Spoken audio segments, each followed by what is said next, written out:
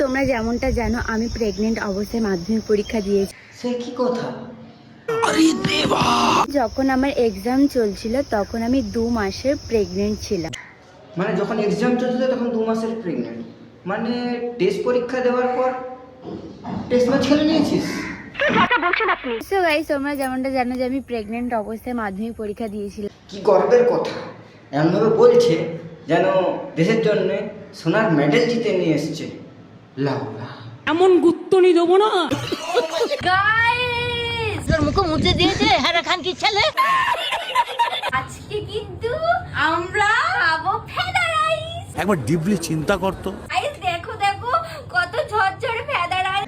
হ্যাঁ, একদম ঝরঝরে, মনে হচ্ছে যেন এক্ষুনি বেরিয়েছে। I mean ফেদা।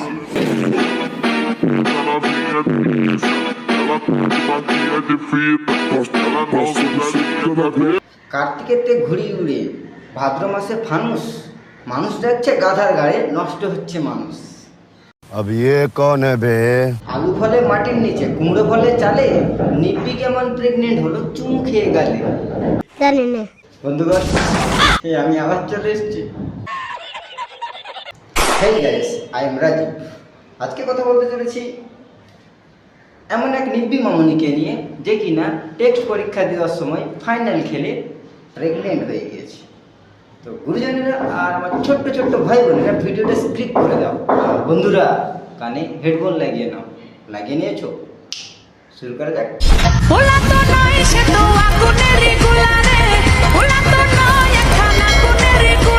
তোমরা যেমনটা জানো যে আমি প্রেগনেন্ট অবস্থায় মাধ্যমিক পরীক্ষা দিয়েছি। আমার ঘরে তোমার ছোট্ট সোনা কিটটা নিয়ে চলে এসেছি। সো গাইস, আমাদের প্রেগন্যান্সি ভিডিওতে তোমরা এতটা ভালোবাসা দিয়েছো। কে দিদি রে এদের প্রেগনেন্সি ভিডিওই ভালোবাসা? মুখটা একবার দেখি। হ্যাঁ, এত ভালোবাসা দিয়েছে, এত ভালোবাসা দিয়েছে, এত ভালোবাসা দিয়েছে যে কিনা কমেন্ট বক্স অফ করে রাখতে হয়েছে, তাই না? দেখো ভাই, কথায় আছে না, অল্প বয়সে পাকলে বল তার দুঃখ চিরকাল। তার এক্সাম্পল, উদাহরণ বা নমুনা হচ্ছে এরা দুজন।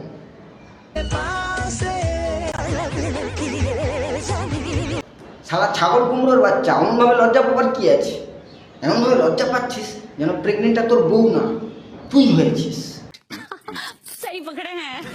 একটা কথা বলি, মন দিয়ে শোন। প্রেম করো ননস্টপ, বিয়ে করলেই মরেছো, ভালোবাসার নামে তোরা কামের ফাঁদে পড়েছো।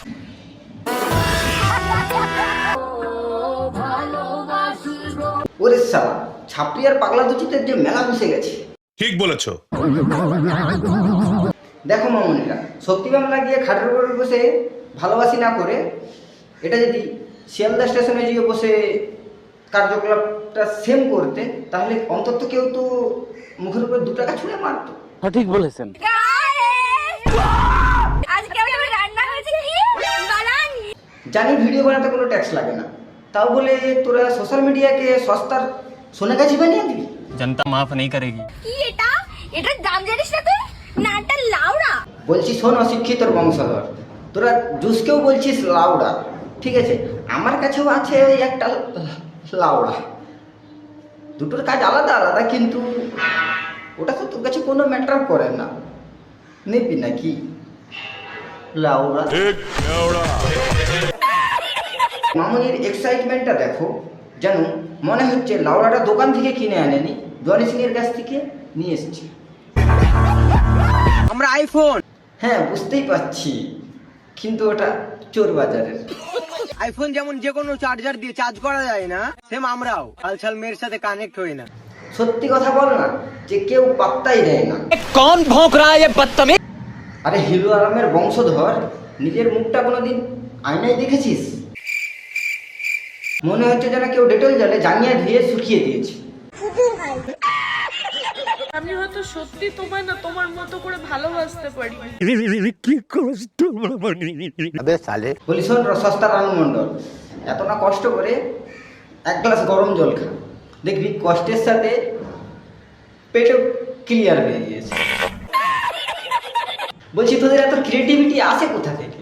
যত ভাবি অসভ্য ছেলেটা সভ্য হয়ে যাবে, বাট তোরা হতে দিলি না রে লাউড়া। তুমি আমার সেই শখের মানুষ। যাকে সবুজ সাথী মাসি অনেকদিন আগেই ত্যাগ করে দিয়েছে। শখের মানুষ ত্যাগ করেছি বস। নিজের ওল্ড ভার্সনটাকে খুব মিস করছি, যখন আমি একসাথে তিনটেকে হ্যান্ডেল করতাম।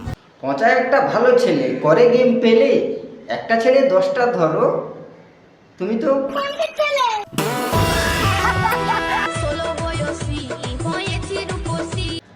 বলছি শালা উদ্গান তোকে কোন দিক থেকে রূপসী মনে হচ্ছে? শালা তোর থেকে ভালো তো আমার ব্যাকগ্রাউন্ডটা বোঝা যাচ্ছে।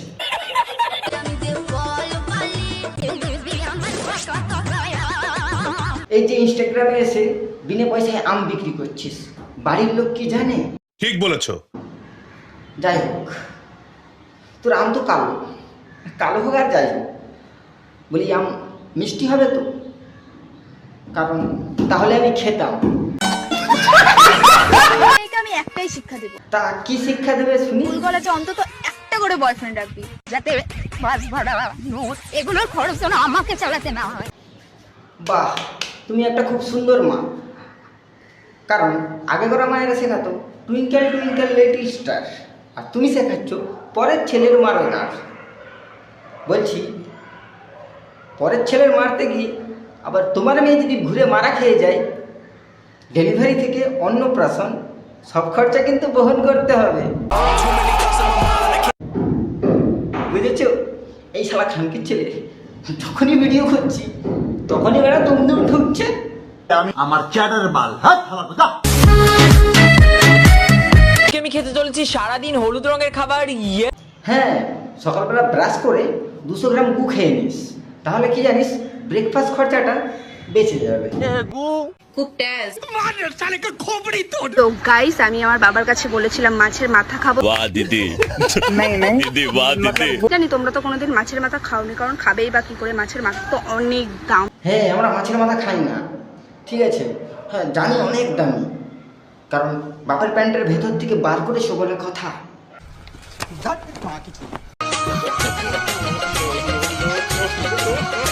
রুকো যারা।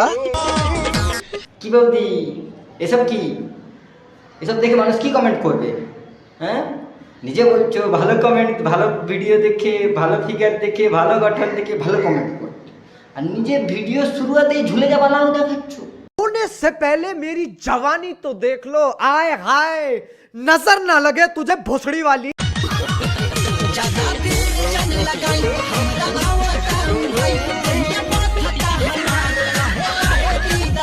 আরে বৌদি, ওটা কলা, তোমার বরের সেই কলা না যেটা ভেবে তুমি অমন করে নিচ্ছ। ঠিক বলেছো। ও অ্যাকচুয়ালি লজ্জা পায় ভিডিও আসতে, তো আমি আমার সামনে চলে আসলাম। আমি জানি ছবি তুলছে, তো কখন। হ্যাঁ বৌদি, তোমার ভাতার হচ্ছে ভিডিওর সামনে আসতে লজ্জা পায়, আর প্রথমবারে এসে বগলের চুল দেখিয়ে দিল। पैसा बर्बाद पहन चोद। তো হে গাইস, আজকের জন্য এতটাই। ভিডিওটা ভালো লাগলে ভিডিওটা লাইক কমেন্ট শেয়ার করে দিও, আর নতুন হয়ে থাকলে চ্যানেলে সাবস্ক্রাইব করে দিও, যাতে নেক্সট ভিডিও মিস না যায়। তো আসছি কোনো নেক্সট ফাড়ু ভিডিও নিয়ে। ততক্ষণের জন্য টাটা, বাই বাই।